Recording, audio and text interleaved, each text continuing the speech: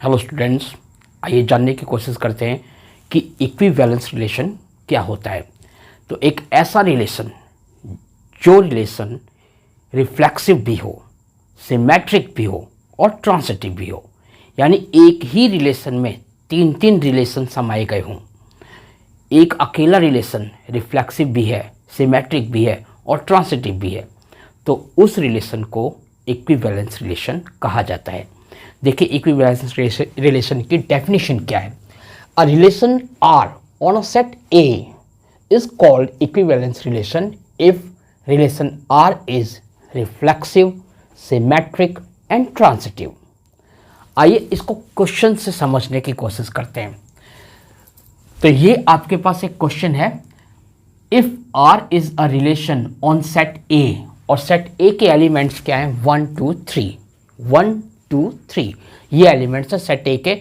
अब हमें चेक करना है whether relation R is equivalence relation और नॉट, कि ये जो रिलेशन आर हमको दिया गया है ये इक्विवेलेंस रिलेशन है या नहीं है। तो देखिए रिलेशन क्या दिया गया है आपको, रिलेशन ये दिया गया है, इसके ऑर्डर्ड पेयर है 1 1 2 2 3 3 1 2 और 2 1, ये रिलेशन के ऑर्डर्ड पेयर्स हैं।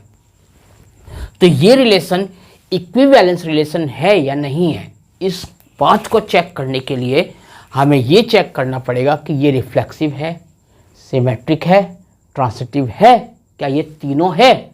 अगर ये रिलेशन तीनों है तो ये रिलेशन रिफ्लेक्सिव भी होगा। तो देखिए रिफ्लेक्सिव कौन सा रिलेशन होता है, एक ऐसा रिलेशन जिसका ordered pair a a belongs to the relation.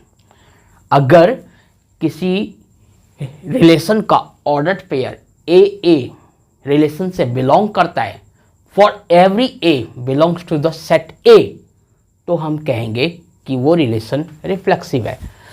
तो देखिए फॉर एवरी ए, अगर ए 1 है तो a a ordered pair belongs to the relation. अगर ए 2 है तो a a belongs to the relation. अगर ए 3 है तो a a belongs to the relation. तो क्योंकि इसका एवरी ए रिलेशन से बिलोंग करता है ऑर्डर्ड पेयर, तो हम कहेंगे ये रिलेशन रिफ्लेक्सिव है। तो रिफ्लेक्सिव तो हो गया ये। अब सिमेट्रिक है या नहीं है, तो सिमेट्रिक कौन सा रिलेशन होता है, अगर किसी रिलेशन का ordered pair a b relation से बिलोंग करता है, इम्प्लाइज बी ए भी उसी रिलेशन से बिलोंग करता है, for every a b belong to the set A, तो हम कहते हैं कि वो सिमेट्रिक है। तो देखिए अगर हम इसको मानते हैं ए बी अगर इससे बिलोंग करता है तो बी ए बी इससे बिलोंग करता है।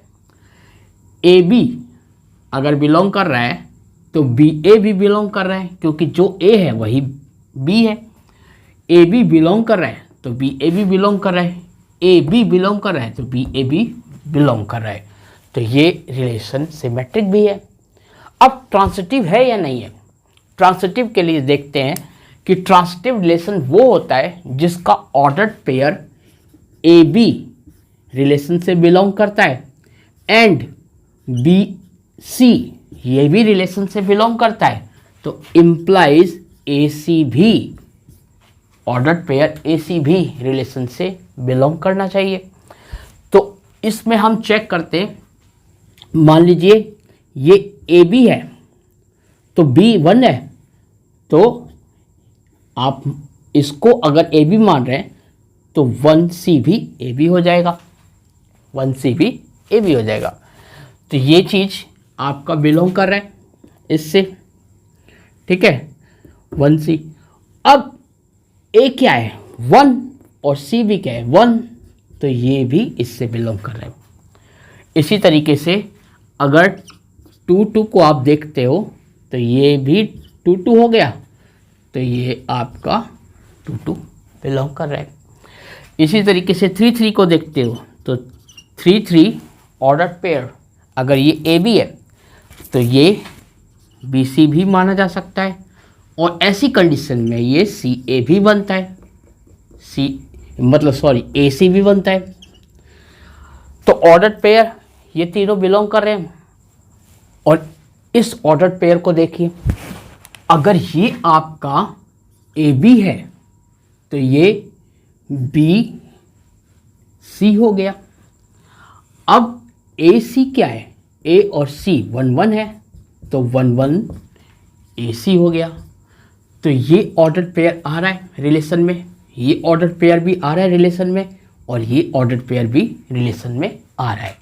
तो हम कह सकते हैं कि सारे ऑर्डर पेयर जो हैं वो ट्रांसिटिव रिलेशन होने की कंडीशन को पूरा करते हैं। तो इस तरीके से हम देखते हैं कि ये जो गिवन रिलेशन है ये रिफ्लेक्सिव भी है, सिमेट्रिक भी है और ट्रांसिटिव भी है।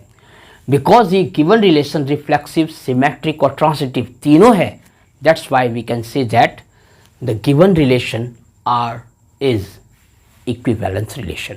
ये इक्विवेलेंस रिलेशन है। इस तरीके से हम एक रिलेशन के इक्विवेलेंस होने की बात को चेक कर सकते हैं।